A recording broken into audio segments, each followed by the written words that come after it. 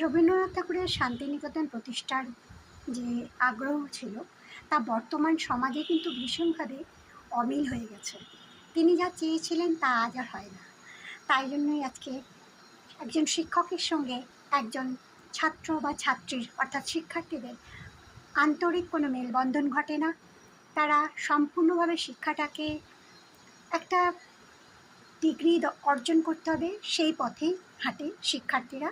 আর যারা শিক্ষক শিক্ষা দেন তারা মনে করেন আমি মাসের শেষে দিনান্তে পয়সাটা পাবো, আমার একটা সংসার পরিবার যা আছে সেটা ভালোভাবে চলবে, তাহলেই আমি কৃতার্থ। কিন্তু তারা যদি এই দুটোকে একসঙ্গে আনতে পারতেন, অর্থাৎ শিক্ষক এবং শিক্ষার্থী যদি এক জায়গায় এক ছাদের তলায় নিজেদের আত্মাকে আনতে পারতেন, আজকের সমাজে যে ঘুণ ধরেছে সেই ঘুণ ধরাটা এতটা ঘটতো না। এবং আমার মনে হয় এই পৃথিবীটা